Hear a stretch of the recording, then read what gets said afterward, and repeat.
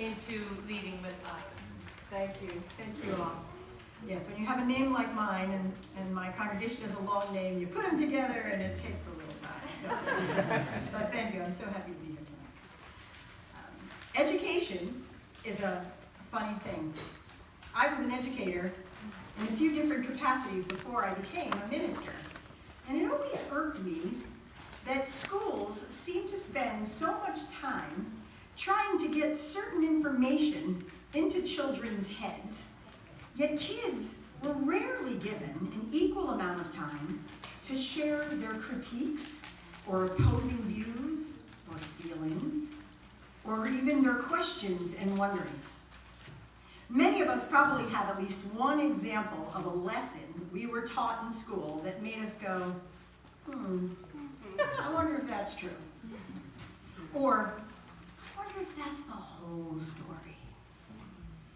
In school and elsewhere, we learn a lot of stories.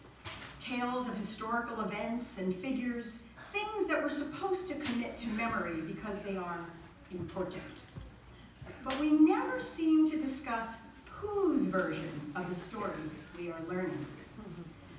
As we get older, and we hopefully engage more critically with these stories and other big ideas and truths with a capital T, we might get a chance to ask some good questions, like, who decided that this was the way we should think about this? Or, whose voices are we not listening to? When we ask these kinds of questions, even if something that we've long thought to be true and absolute and accepted as is, we begin to see and hear multiple perspectives.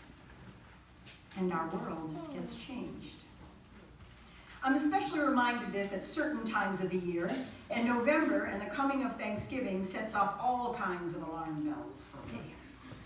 As a country, we are preparing to celebrate a holiday that perpetuates one version of a story, that at best is a mishmash of half-truths, and at worst, pure mythology. A mythology that has inaccurately passed on facts and feelings, a mythology that tries to paint a pretty picture, a mythology that the historically silenced voices have repeatedly told us is inaccurate, harmful, and an unfair portrayal that erases other more valuable truths. The images that surround Thanksgiving and the practices that we've made tradition, including costume-laden reenactments and inaccurate food menus, perpetuate the mythology, making it really hard for other voices carrying different truths, to break through. I sound like a real downer, don't I? I'm sorry. Because I know we all like to take the time off from work or school and gather together with family and eat too much and maybe watch football or a parade.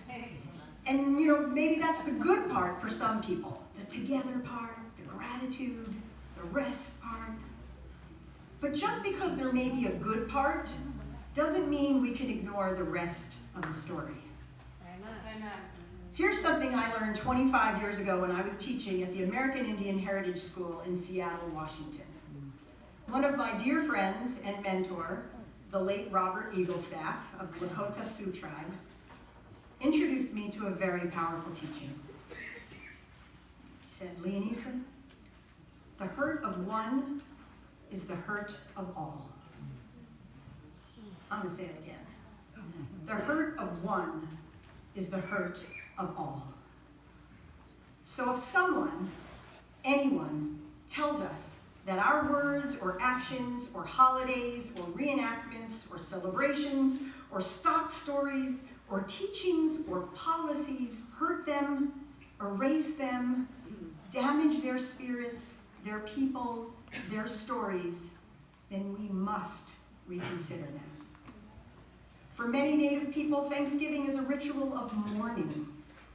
But lots of us can't understand this because we never learned the rest of the story. A story that includes massacre, denigrating language, a presidential attempt to unite the nation, and ultimately, a decision to find a way to Americanize and control new immigrants, which gave rise to the sanitized, peaceful, faux history of the meal that inspired Thanksgiving, the holiday. Sean Sherman, an Oglala Sioux tribal member, professional chef and author, wrote this about Thanksgiving. Thanksgiving really has nothing to do with Native Americans and everything to do with an old guard conjuring a lie of the first peoples welcoming the settlers to bolster their false authority over what makes a real American. So you see, when we do a little digging, we find deeper truths. Now, my concern is not with setting aside one day to give thanks. I actually think we should find a time each day to give thanks, and I know that many of my faith-based siblings believe and do the same. All religious traditions have some form of a gratitude practice, and now science has actually proven that living life with gratitude is really good for our brains and our health and our general spirits. My concern is that setting aside an official day of thanks that erases many truths has done more harm than good. But here's why we, all of us who get to gather in thoughtful interfaith spaces like this, are lucky. We have the ability to put ourselves in other people's shoes. When we put ourselves in other people's shoes, we can change our perspective. We can learn. We can give up the notion of a single story and see that history and belief are far more complex and nuanced, and thus richer and more inviting and more engaging. And how best can we do that? By listening. We are living in a time when more and more truths are being unearthed and shared. In reality, those truths have always been there, and now, just maybe, we are finally letting the underheard voices come through. Are we listening? Are we able to hear? Are we willing to think that another person's or an entire group of people's perspectives are worth listening to? When we listen to other people's truths, we are invited into that beautiful space of transformation. Just think about it for a minute. Isn't it lovely when you get to share something deep and meaningful with someone and they hear you, and you really hear you, and maybe say something like, wow, I never thought of it like that before. Just think what it would be like for all of us to find a way to talk to one another like that. To hear people's truths, their stories of pain, of being pushed aside, or of being shamed for who they love, or how they dress, or what they believe, or what they look like. For ages, humans have grappled with the questions of truth, both the big T truths, the ultimate questions, the ground of our being, and the little t truths, the myths, the stories, the histories, the how we fit in tales. It might help us understand the big T truths if we better listen to each other's little t truths. In Unitarian Universalism, we draw from 6 diverse sources. Much too much to get into tonight, but I do mention it because it makes it harder for us Unitarian Universalists to just go along with the single story idea. You see, people who are part of my faith community come from all walks of life and religious backgrounds and have so many different beliefs that frankly I sometimes don't know how one of my Sunday services is going to go over. For many of us UUs, though, our desire to understand one another and to understand truth calls us on an exploration that requires us to examine big ideas from multiple perspectives. Our faith is also guided by 7 principles, the 4th of which is the free and responsible search for truth and meaning. I sure do like the free part, and our multiple sources allow this search to be free and open. But I particularly like the responsible part, because we can all go out there seeking truth and maybe offend or hurt people along the way.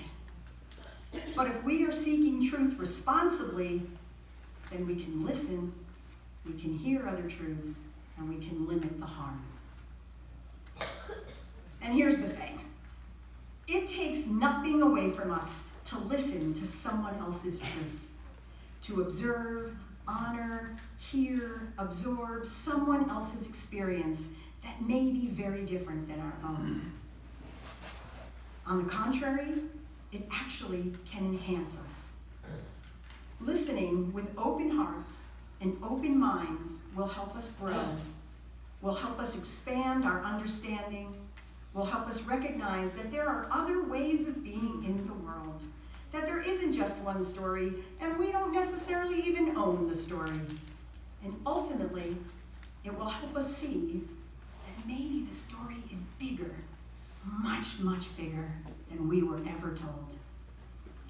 And living like this cannot just change us, it can impact our congregations, our communities, our countries, and our world. Ultimately, helping us get to a place of greater understanding, of reconciliation, and of healing. When we enter into this kind of covenant, a covenant of listening, with both our hearts and our minds, then we can build the beloved community. May we be open to one another. May we be able to hear another's truth. May we see that truth-telling and truth-listening can heal our world. May it be so. Amen.